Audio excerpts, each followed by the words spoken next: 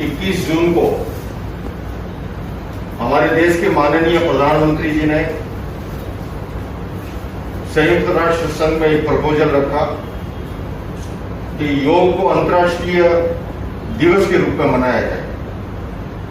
और भारत देश के लिए गौरव का विषय था कि उनके प्रपोजल पर बहुत सीमित समय में 192 कंट्री ने उसका समर्थन किया और पहला अंतर्राष्ट्रीय योग दिवस 21 जून 2015 को संयुक्त राष्ट्र संघ के मुख्यालय पर आयोजित हुआ।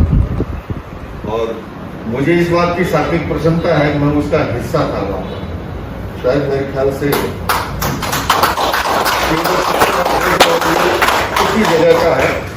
वही सुषमा स्वराज जी तत्कालीन विदेश मंत्री, ये देखिए मैंने देखा अपनी आंखों से कि यूएन सेक्रेटरी जनरल बान की मून जी उन्होंने योग किए पूरा और दुनिया भर के सभी देशों के प्रतिनिधि थे।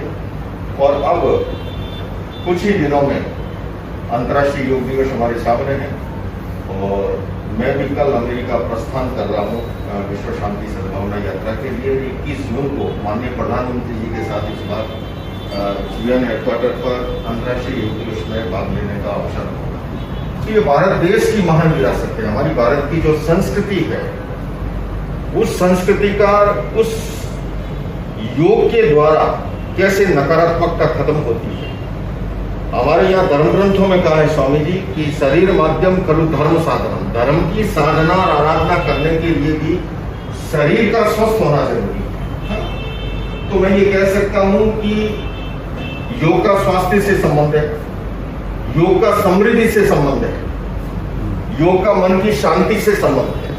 और बिना योग के कोविड काल में पूरी दुनिया को ये समझ में आया है कि उसकी क्या उपयोगिता है। मेडिकल साइंस डॉक्टर उन दिनों में मेदांता हॉस्पिटल के डॉक्टर टीवी पे आके बताते थे कैसे ब्रीदिंग लेना, डीप ब्रीदिंग कैसे लेना, कैसे छोड़ना। और आप सभी बच्चे सौभाग्यशाली हो कि हमारे योगाचार्य देवचंद झा जी, ये स्वयं मैं अनेक बार कहता हूँ कि मैं संत वेश में संत हूँ, ये ग्रस्त वेश में सन्यासी है। तो आप मानते हो इस बात को। इस प्रकार का साधन मैं ये कह सकता हूँ। तो छोटी सी जगह पर ये क्रम चलता रहा है और आज हमारे दिल्ली के लोकप्रिय सांसद, अंतर्राष्ट्रीय जगत में प्रख्यात क्रिकेटर के रूप में मशहूर और यूँ हमारे आश्रम के पड़ोसी यहाँ से जोर से आवाज लगाए तो वहाँ सुनाई दे। इतनी सी दूरी पर ही आप रहते हैं, आपका बचपन यहाँ बीता है और अब तो यहाँ के जनप्रतिनिधि हैं। तो आज शहरी अहिंसा योग मेडिटेशन सेंटर में आगमन हुआ है। तो पहले प्रायोजित नहीं था, हम अकेले ही बैठने वाले थे और लगा कि अंतर्राष्ट्रीय योग दिवस की पूर्व संध्या पर कल से हमारी विश्व शांति सद्भावना यात्रा शुरू हुई है। तो स्वामी जी का इनका सुझाव रहा कि 10-15 मिनट ऊपर ही कर लें, फिर आप अलग से बैठ जाना। तो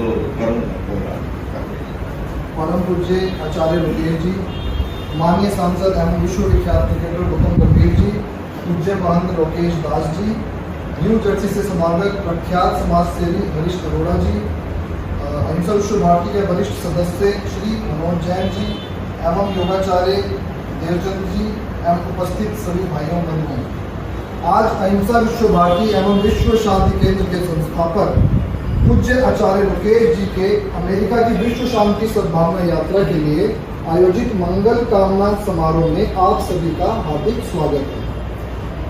आचार्य डॉक्टर रुकेश जी पिछले 40 वर्षों से भारत व अमेरिका ही नहीं बल्कि विश्व के अनेक देशों के विशिष्ट मंचों से शांति, सद्भावना व अहिंसा का संदेश प्रसारित कर विश्व शांति की स्थापना में उल्लेखनीय योगदान दे रहे हैं।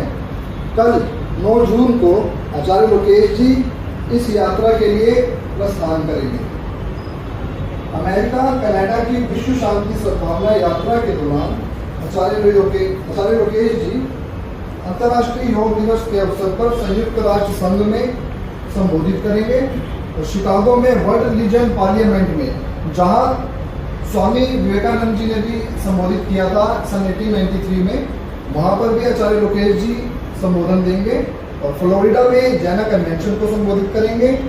भारत के स्वतंत्रता दिवस के अवसर पर अमेरिका में इंडिया डे परेड में भी शामिल होंगे और कैलिफोर्निया असेंबली में भी आचार्य श्री को आमंत्रित किया गया है, जहां असेंबली में चालू असेंबली में गुरु जी को